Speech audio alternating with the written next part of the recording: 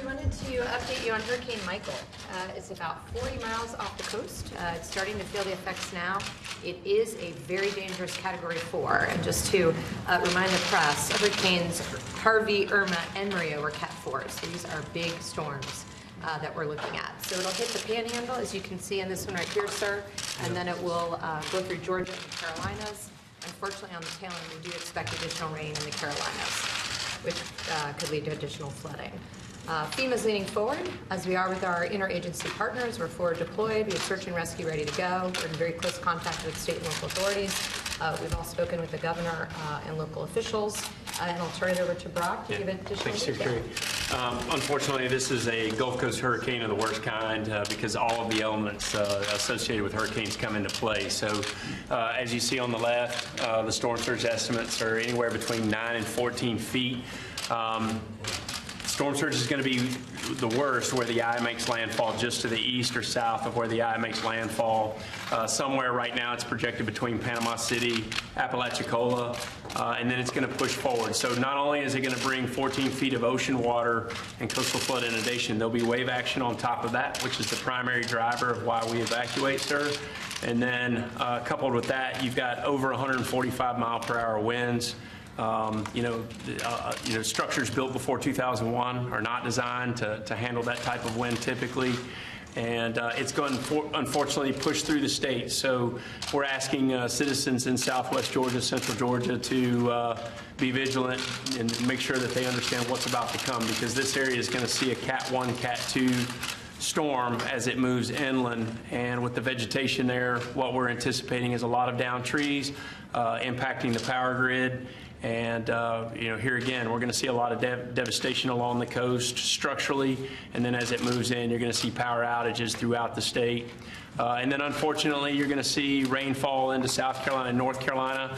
The Cape Fear was projected to start receding from Hurricane Florence 2 days ago, and this will basically exacerbate the problem and add to it a little bit to where it's going to keep those waters from receding a little bit as it exits the state by Friday. So they're reporting that this is one of the most powerful hurricanes ever to hit our country. Is that actually a fact?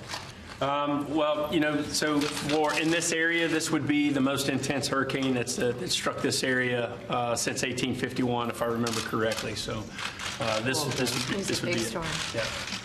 Intense, very intense. And this one is going to be heavy rain, or is it going to be the winds that are going to be the problem? Storm surge and winds. And then for Georgia, they're going to see high inland winds. So you may see sustained Category 1, Category 2 winds with higher gusts that are associated. So we're expecting a lot of damage inland as well.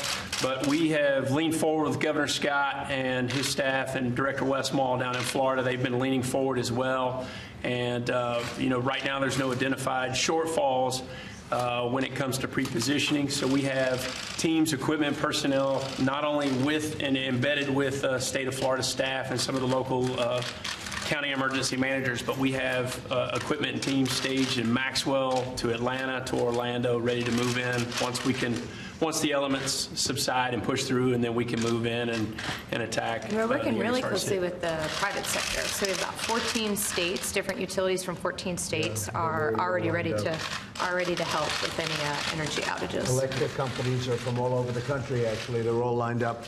As soon as it goes by, they're going to be working. And we've got food supplies, food chains. We're working with all of the states.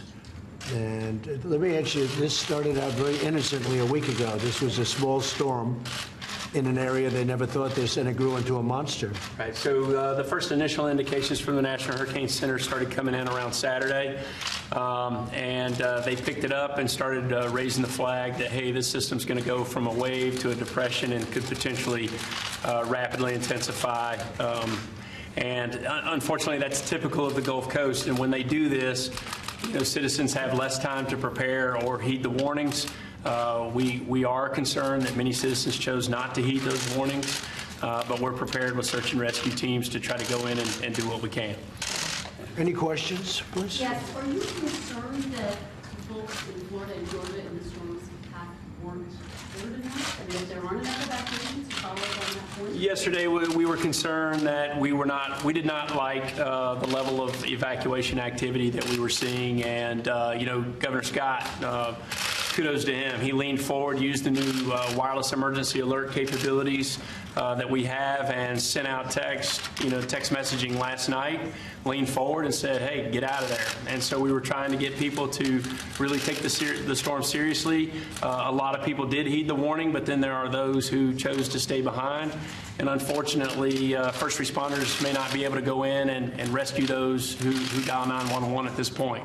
Mr. President, can you give us a sense of the officials you've been in contact with? Have you spoken to the governor? I have, and the other governors, depending on what happens here, but they are all either contacted or are in the process. Had a long talk with Rick Scott, Governor Scott of Florida, very well coordinated with all of the states. And, one of the things that must be said is it's not so easy for some of these people to leave. Some of the areas are very poor. Not easy for a person without the necessary money to leave. So what we've done is we've sent buses. We've sent a lot of different, we're doing a lot of different things to try and remove people from the area, but a lot of people are very poor in certain of those areas, and it's very tough for them to leave. That's one of the problems you're finding, I guess. Huh? Yeah, in some cases, what we ask to do on Blue Sky Days is ask people who may not have the means or the mechanisms to get out of town to register with their local emergency management agencies, and Florida's been pretty robust in doing that so that we have some idea of how to pre-plan for that. And then, we do what we can to be able to support the movement of people. When it comes to Georgia, we're not evacuating for storm surge in Georgia. This is going to be high winds, so we're asking people to get within a facility that can withstand the winds and try to shelter in place or seek out public shelters that may be open in Southwest Georgia. But if you look at the size, how long it is, take a look at that, and the red area basically is the area where it's going to hit pretty heavily, and that's a lot of shore. It's a lot of land. There'll be 4 feet in storm surge all the way down to Tampa Bay, which, as you know, is very low lying and floods very easily. But to give you that idea of the breadth of its path, it is quite large. It's almost the entire size of the Gulf. When you look at it topically, it's almost the entire size of the Gulf, and they haven't seen that. Maybe they haven't seen that at all. Nobody's seen that before. The eye diameter is pretty wide, which unfortunately is not good news as it makes landfall. So some people may say it's similar to an EF3 tornado making landfall in areas that are close to the eye. So it's. Did last year's hurricanes in the area impair the infrastructure or weaken it in any way that they would struggle to deal with this year's hurricane? Not in this area. Irma did not really heavily impact the Florida Panhandle. Most of the hit from Irma was in the southwest portion of Florida, and then moved up through and created some issues in the Jacksonville area, northeastern portion. But this area, it's been a long time since it's been hit, so the vegetation hasn't been stressed, and we're going to see, a lot of damage and devastation, unfortunately, and we have to set the citizens' expectations that the power's going to be out for a while.